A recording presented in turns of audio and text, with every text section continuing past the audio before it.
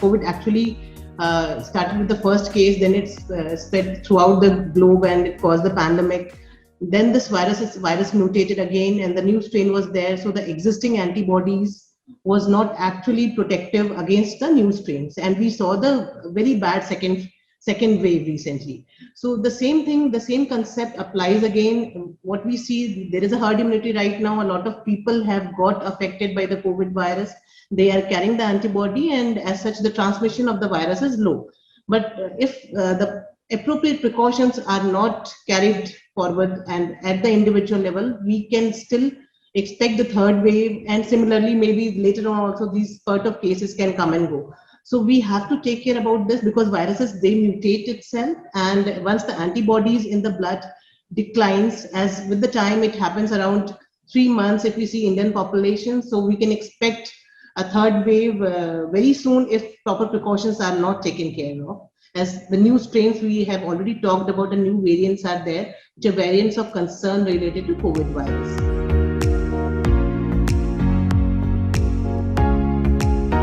What we have seen, if we see the timeline of COVID, so we need to predict from there only. So if we see earlier in the first wave of the COVID, we had seen that it was actually affecting the elderly population, and the elderly, that means the senior citizens, they were more vulnerable. They were getting admissions in hospital, and they were falling sick, short of oxygen, and a death was mostly reported in the elderly population. In the second wave, if we see what we had seen, that the young adults, like middle age, 35 to 50 years, they actually suffered the severe disease. A lot of hospitalization occurred for the young adults, and they had the oxygen requirement, and there was a number of deaths in the young population also.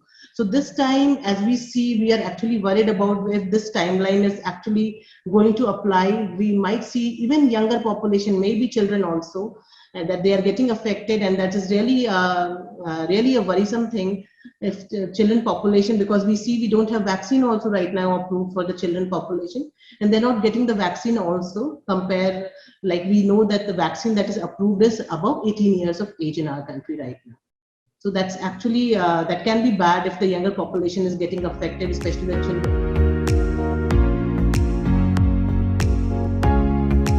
Yeah, so we have to start from the beginning. So again, I want to stress upon that immunity cannot be built in a day. That is true for the children also. So they have to take care of the children's diet.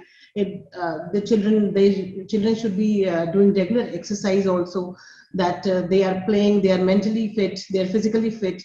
And apart from this, they have to learn certain habits, because we know that as an adult, we used to inculcate that we are, whenever we are going out, we are wearing our mask. Whenever we are touching something, we are sanitizing our hand.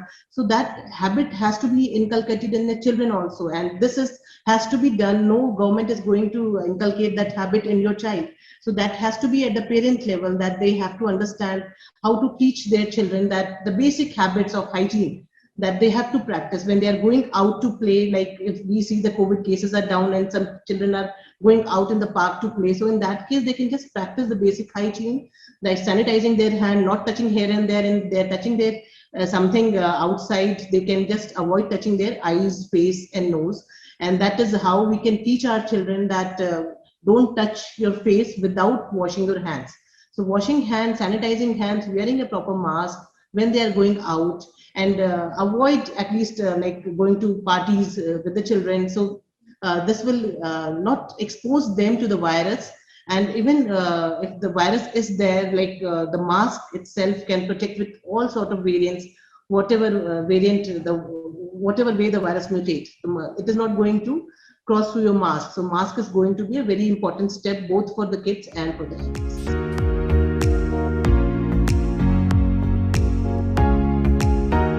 As I mentioned, that if I see the timeline, so what happens, like majorly the second wave started in the month of May. And usually in Indian population, we have seen that the majority of people, the antibodies in their blood, they remain for 3 months at the protective level.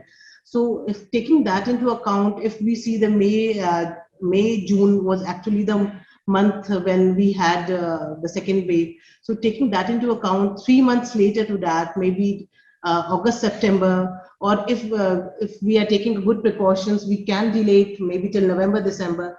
But yes, the viruses tend to mutate, and there are high chances that we can see a spurt of cases again.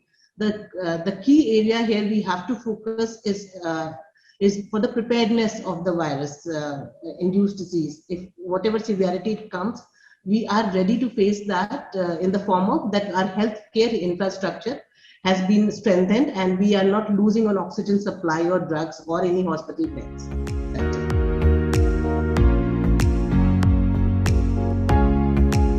So actually, if we see the COVID virus itself, so few variants we have typed them like by the genomic sequencing. So this is a tool basically to look at what point the mutations are, and based on that it has been named. So we are aware about alpha variant of the virus, the beta variant. The beta variant was the one that was discovered first in the South Africa last year.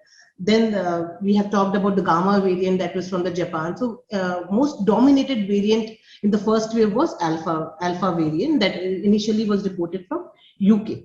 This time we, as you told, the second wave, it was mainly the Delta variant. So if I talk about Delta variant also has certain mutations in the spike protein, and it has shown a good number of severity and higher transmissibility from one person to another.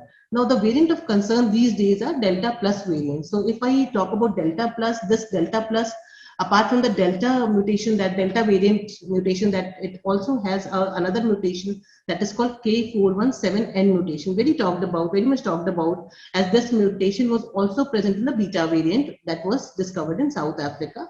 And Beta variant was found to have a severe disease and also good in rate of infectivity to others.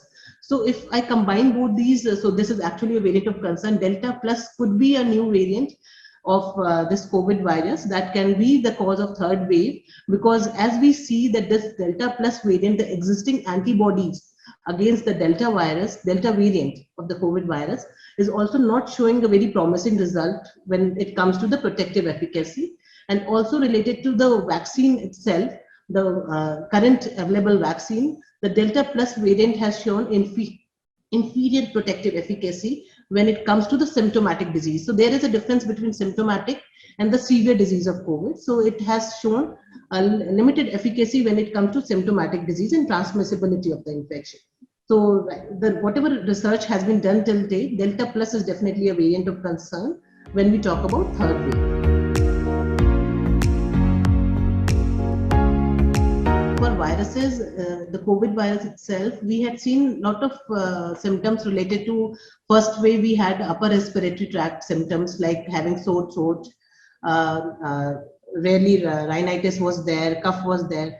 Second wave, we also had seen a lot of GI symptoms like loose motions, abdominal cramps was there, vomiting, nausea. So we can see a combination of such symptoms also in Delta plus variant. Though whatever cases have been reported by Delta plus, they had shown, majority of them, they had shown mild infection only. The symptoms were very much similar to what we had seen with the Delta variant, including the GI symptoms also. We can also see joint pains, muscle aches, and redness in the eyes, that is called conjunctivitis, also with the Delta plus variant. So any such symptom, if it is there, you should consult a doctor about this, that whether you need the check for the COVID virus or not.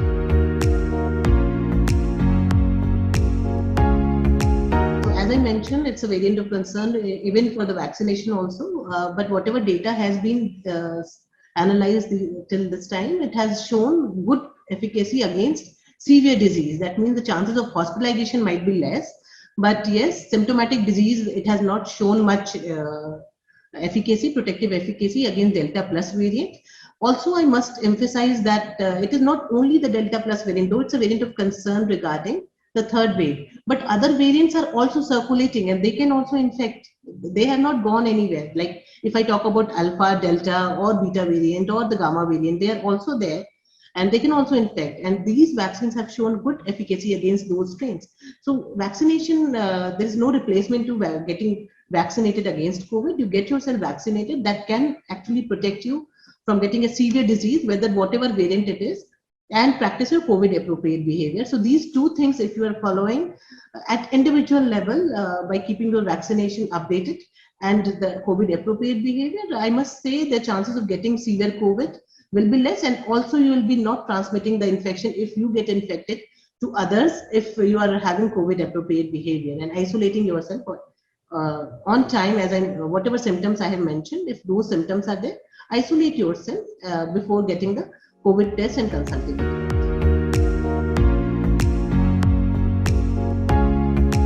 So one thing, a few more variants I like to tell about, that there are certain variants of interest also that WHO has mentioned. These are Iota, Kappa, Lambda variants, and these variants will come and go. So if you just practice your COVID appropriate behavior, so that will actually help you to strengthen our society, because COVID virus is not going to go anywhere. It is going to stay with us, and this part of our behavior this should be inculcated in our lifestyle.